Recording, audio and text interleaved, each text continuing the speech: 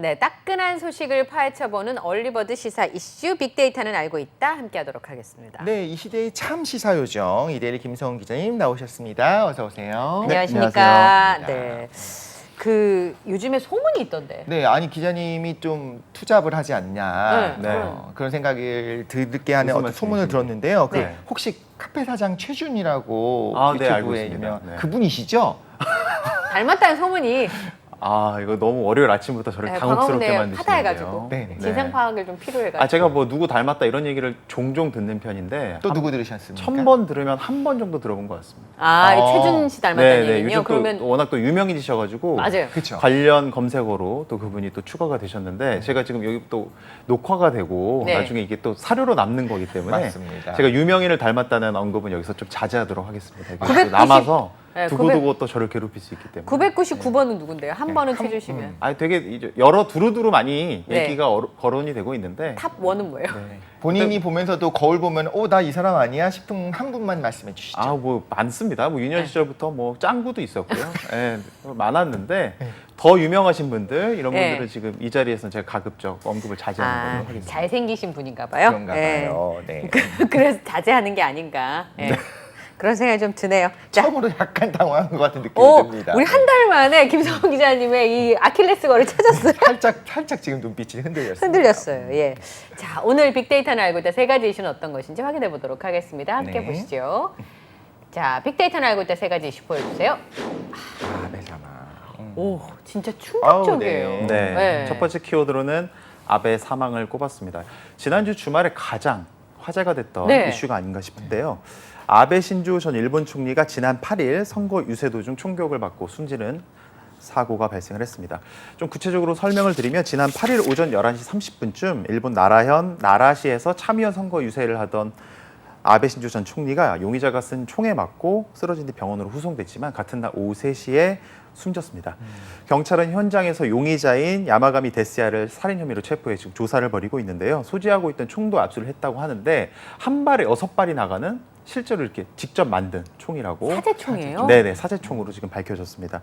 야마가미 데스야는 전직 해상 자위대 출신으로 알려졌고 경찰 조사에서 어머니가 빠진 종교에 아베 전 총리가 영상 메시지를 보낸 것을 보고 범행을 결심했다고 진술한 것으로 알려졌습니다. 일부 언론에서는 야마가미가 경찰 조사에서 특정 종교단체의 이름을 거론했다고 하는데 아직 뭐 확실하게 밝혀진 건 아니니까 이 자리에서 말씀드리기 좀 그렇고요.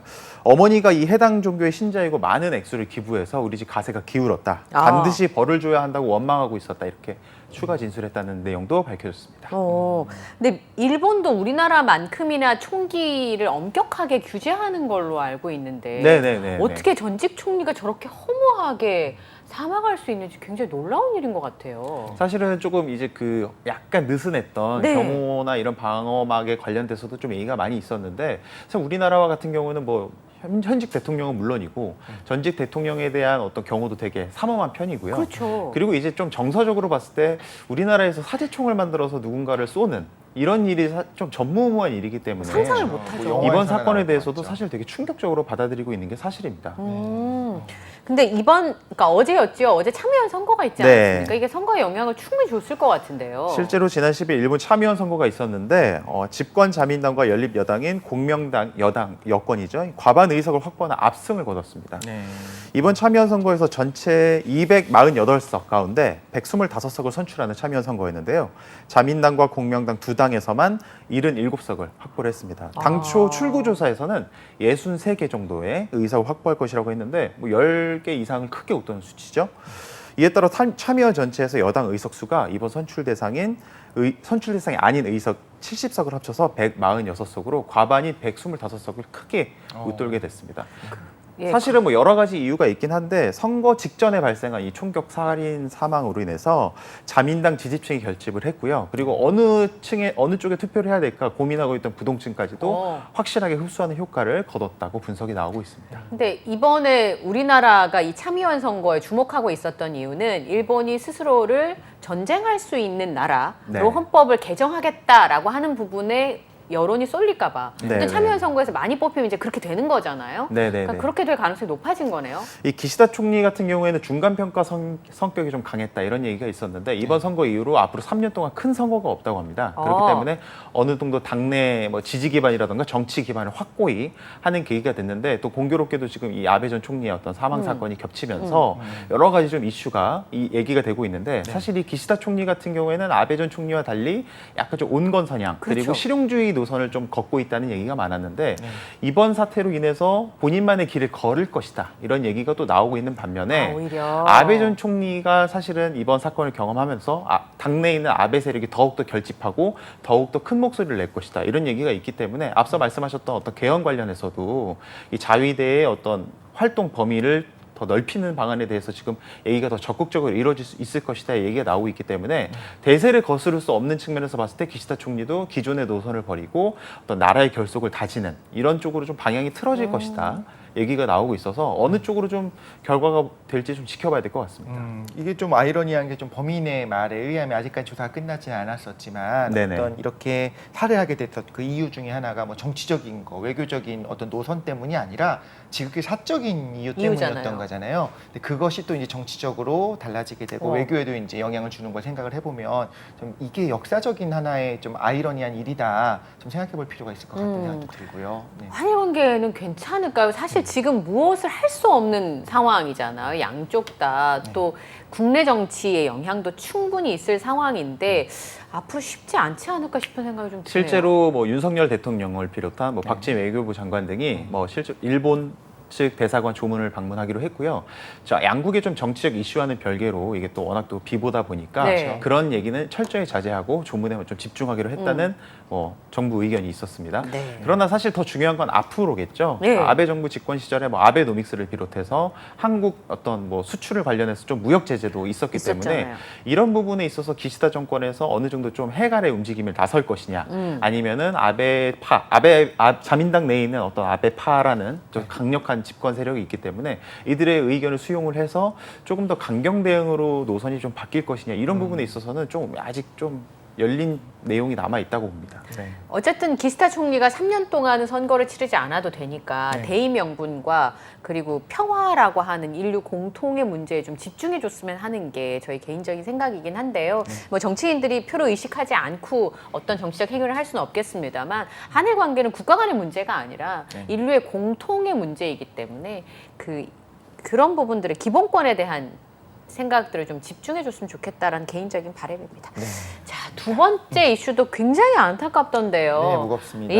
네. 굴착기 초등생 사고? 네, 두 번째 키워드도 좀 네. 마음이 무거운 키워드인데요. 학교 앞 횡단보도를 건너던 초등학생을 치어 숨지게 한 굴착기 기사가 구속됐다는 소식을 가지고 왔습니다. 경기 평택경찰서가 9일 교통사고 처리 특례법 위반 및 도로교통법 위반 혐의로 굴착기 기사 50대 A씨를 구속했습니다. 수원지법 평택지원은 같은 날 오후 A씨의 영장 실질 심사를 진행한 다음에 도주 우려 등을 이유로 A씨에 대한 영장을 발부했는데요. A씨는 7일 오후 4시쯤 평택시 한 초등학교 앞에서 네. 굴착기를 운행하다가 횡단보도를 건너던 11살 B양과 C양 등을 친 혐의를 받고 있습니다. 두 명이군요. 이 사고로 B양은 숨졌고요. C양은 크게 다친 걸로 지금 알려졌는데 조사 결과 A씨가 직진 신호가 적신호로 바뀌었음에도 불구하고 무시하고 네. 주행을 하다가 사고가 일어났고요. 네. 이후 별다른 조치 없이 3km 정도가량을 계속 주행했다고 합니다. 아이고. 뺑소니인가요? 네, 그래서 A씨가 신고를 받고 출동한 경찰에 긴급 체포가 됐는데 이 A씨가 경찰 조사에서 사고가 일어난 사실을 전혀 인지하지 못했다는 취지로 발언을 한 것으로 알려져 있고요.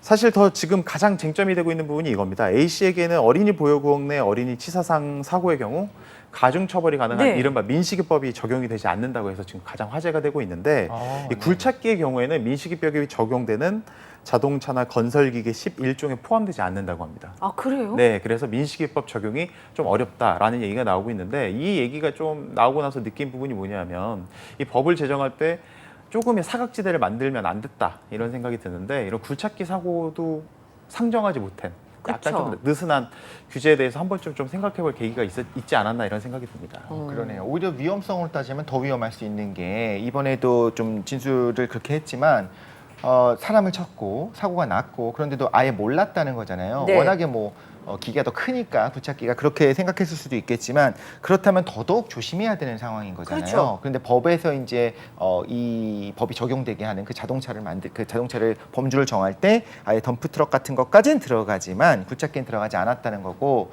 말씀하신 것처럼 그러면 이거 왜라고 좀 법에서 집어넣었으면은 네. 판사가 좀 어느 정도 재량껏 할 수 있었을 텐데 그런 좀 아쉬움이 있기도 하네요. 굴착기가 속도를 빨리 내기 어렵지 않나요? 그러니까요. 저도 굴착기가 그게 좀 이상한 것 같아요. 왜냐하면 네네. 굴착기가 속도를 그 차 범주에 넣지 않았던 이유는 그렇게 빨리 달릴 수 없다고 생각했던 부분이 있지 않을까 싶은데 그럼 왜 몰랐을까? 높아서 모를 수 있었던 뭐 걸까요? 높은 것도 있고 워낙에 이제 무게 차이가 많이 나다 보니까 그럴 수도 있겠지만 어쩌면 또 거짓말이었을 수도 있을 것 같기도 거짓말이었을 하고 수도 있고. 한편으로는 혹시나 뭐 딴짓을 잠깐 하고 있었을 때 상황이 뭐 휴대전화를 보거나 네네, 그랬을 그런 수도 있을 있다. 것 같아서 그 부분이 이제 좀 더 조사가 필요한 네. 부분이 있는 것 같습니다. 예. 이 민식이법 얘기를 조금 더 네. 추가로 말씀을 드리면 네. 이 민식이법을 만든 취지 자체가 스쿨존에서만큼은 아이들이 좀 편하게 맞아요. 마음 놓고 다닐 수 있게 네. 만든 법안인데요. 2년 사이 스쿨존에서 과속이나 단속 카메라가 설치율이 6%였는데 52%로 좀 기하급수적으로 늘어난 건 오, 사실입니다. 네. 이전보다 안전한 조성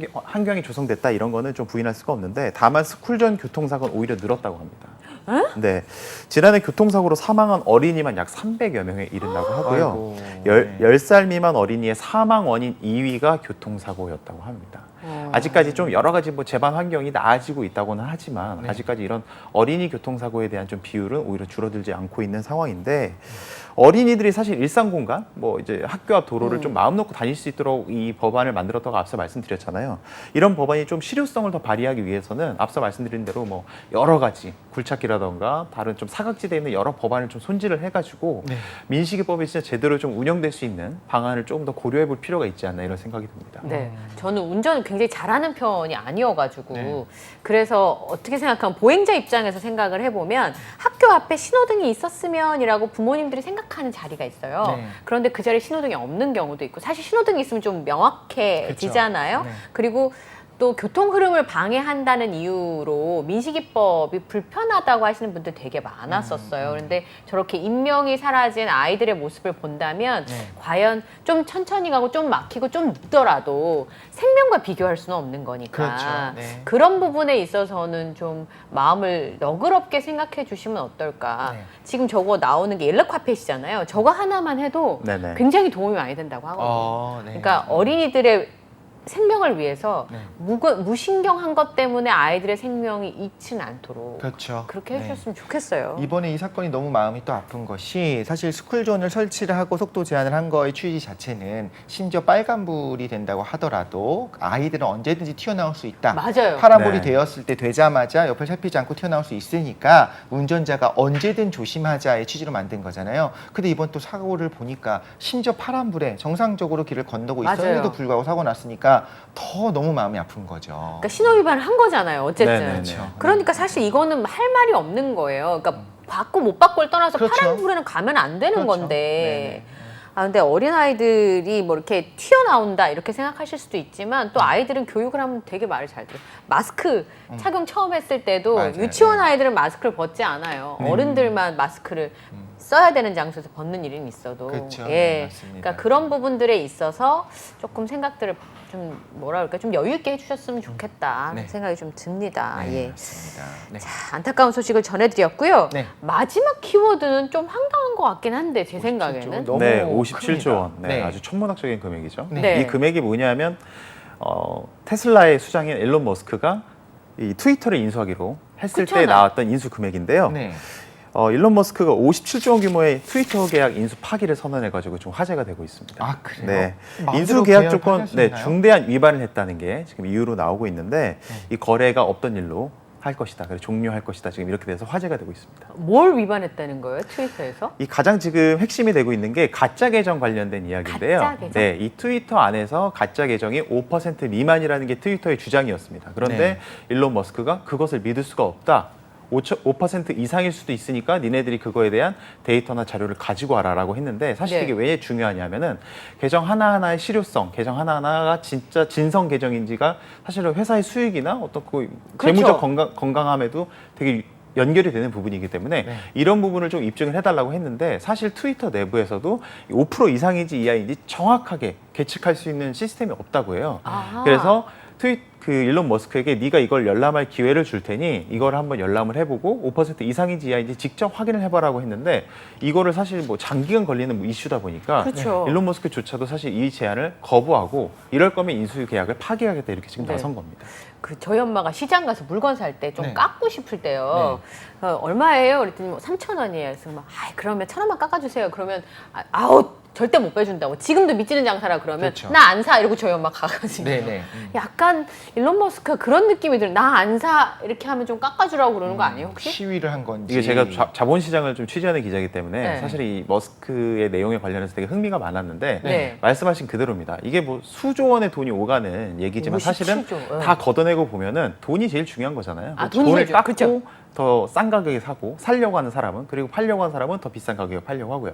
실제로 5월 달에 인수계약 얘기가 나오고 나서 머스크가 줄기차게 더 깎아달라는 얘기를 했습니다. 아. 이 깎아달라고 한 얘기가 여러 가지 근거가 있죠. 네. 첫째로는 가짜 계정 이슈도 줄기차게 얘기를 해오고 있었고 깎아달라는 얘기예요, 그게? 두 번째로는 요즘 국제 정세가 어려우니 이런 부분을 감안해서 주식시장이 지금 많이 위태롭지 않느냐. 그러니까 그래서 깎아줘. 깎아달라고 하는데 그 깎아달라고 했던 금액이 한 10조 원 정도 됩니다. 어. 57조 원에서 이제 40조 대 중반으로 깎아달라고 한 건데 트위터 입장에서 당치도 않는 얘기죠. 네. 미친 거 아니야?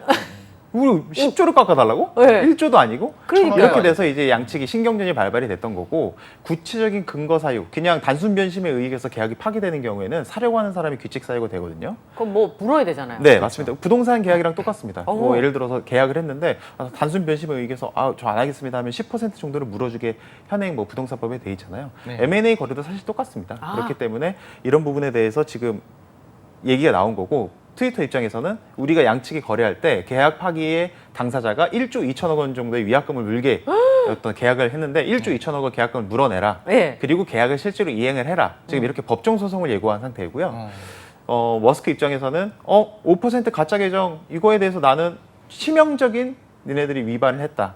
그런 얘기가 나오고 있기 때문에 양측이 지금 대립하고 있는 상황입니다. 그럼 법정에서의 따져볼 부분은 이게 과연 중대한 결함이라고 할 수 있을 것이냐를 네. 해봐야겠네요. 그러니까 네. 저 가짜 계정이 트위터에서 확인을 안 해준 거냐, 네. 아니면 머스크가 얘기한 말이 진짜인 거냐, 혹은 뭐 충분히. 5% 정도일 때 이게 중대한으로 얘기해서 계약을 파기해도 당연히 이제 볼 때 당연한 정도 수준이냐, 아. 아니면 이게 사실상 뭐 깎아달라는 시위 혹은 뭐 어떤 감정 문제냐 이런 것도 같이 따져볼 수 맞습니다. 있겠네요. 사실 그 부분에 대한 진위 여부가 핵심이 될 것 같고요. 또 외신들을 찾아보면은 트위터가 하루에 허위 계정을 50만 개 정도 삭제하고 있다고 발표를 했었는데 아, 네. 최근에 알려진 건 하루에 100만 개로 페이스가 2배 정도 늘어났다고 합니다. 네. 이런 부분에 있어서 일단 합리적인 의심을 해볼 수가 있다. 이런 부분이 또 약간 쟁점이 될 것 같고요.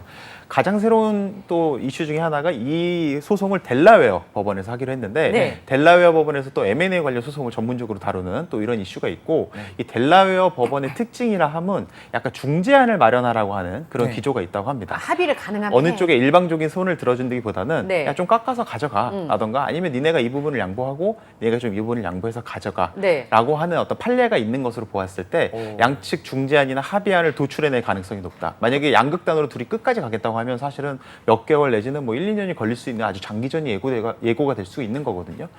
그런 부분에서 봤을 때 중재안을 노린 머스크, 앞서 그렇죠. 말씀드렸던 네. 약간 디스카운트를 노리는 중재안을 어느 정도 좀 노린 것 아니냐. 그리고 사실 머스크가 워낙 또 천문학적인 부자이기 때문에 1조 2천억 원의 계약 파기금 정도는 어느 정도 감수하고 실제로 이 딜이 어그러질 수 있다는 걸 상정했을 수도 있다는 얘기도 나오고 네. 있습니다. 그럼 지금 전문가들 입장에서는 만약에 끝까지 합의하지 않았을 경우에는 어디 쪽이 그래도 좀 더 명분이 있다, 계약 파기의 명분에 대해서는 어느 쪽이 좀 손을 들어주는 부분이 있나요? 전날까지는 일방적으로 계약을 파기한 머스크가 조금 불리할 것이다라는 네. 얘기가 있는데 또 네. 오늘 기준으로 외신들을 찾아보니까 약간 또 형세가 바뀐 것이 네. 바로 직전에 델라웨어 연방법원에서 미래에셋 자산운용과 중국 안방보험의 호텔 소송전이 있었는데 네. 사기로 했던 미래에셋 자산운용에 손을 들어줬거든요. 그 당시 안방보험이 계약 과정에서 알리지 않은 치명적인 사실을 숨기고 계약을 체결했다는 거를 오. 인정해줬습니다. 네. 그렇기 때문에 어떤 판례에서 매수인의 어떤 손을 들어준 전례가 있기 때문에 네. 이 델라웨어 연방법원에서 머스크의 손을 들어줄 가능성도 아주 없지는 않다. 지금 이런 분석까지 나오고 있는 상황입니다. 그러니까 하여튼 이기는 변호사가 돈을 많이 벌겠네요. 그 천문학죠. 네, 왜냐하면 소송 금액도 큰데다가 네. 지금 말씀하신 것처럼 엎치락뒤치락하는 상황이기 때문에 변호사가 돈을 많이 벌겠다는 생각과 함께 저희 할머니의 명언이 생각이 났어요. 예, 있는 사람들이 더한다. 더한다. 네, 네. 머스크 엄청 부자잖아요. 근데 계속 깎아줘 기승전 깎아주잖아요 그렇죠. 지금. 네. 야. 참고로 이거 그냥 뭐 재미삼아 말씀을 드리면 이 금액이 워낙 천문학적인 금액이기 때문에 여기서 원하는 소기의 디스카운트를 달성할 수만 있다면 뭐 이 뭐 법률 자문으로 드리는 금액은 사실은 큰 돈이 아닐 수도 있고요. 조적지열이군요. 이 정도의 어떤 빅딜을 둘러싼 법률 대리전은 네. 사실은 어떤 건 바이 건, 그러니까 네. 한 건당 수수료가 아니라 시간당 페이로 갈 겁니다. 아. 아마 그럴 가능성이 높아서 시간 시간이 그럼 아니군요. 길게 장기전으로 갈수록 이제 법률 대리인들은 더 많은 돈을 벌 수 있는 기회가 되기 때문에 아무래도 좀 장기전으로 끌고 가고 싶을 수도 있겠죠.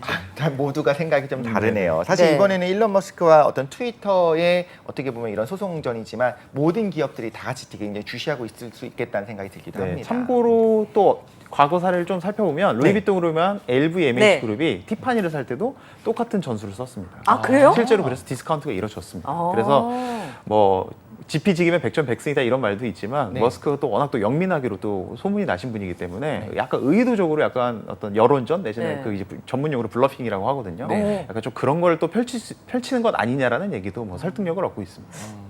트럼프 전 대통령도 굉장히 열심히 이 뉴스를 보고 있겠네요. 네, 예. 그러겠네요. 알겠습니다. 재밌네요. 이 M&A가 저랑은 아무 상관이 없다고 생각했거든요. 네. 왜냐하면 뭐 기업을 살 일이 있겠어요, 팔 일이 있겠어요. 근데 이런 얘기가 굉장히 흥미롭다는 생각을 처음 해봤어요. 역시 우리 시험인 것 같아요. 네. 그렇죠? 예, 빅데이터는 알고 있다. 지금까지 이데일리의 김성훈 기자와 함께했습니다. 고맙습니다. 네, 감사합니다. 네.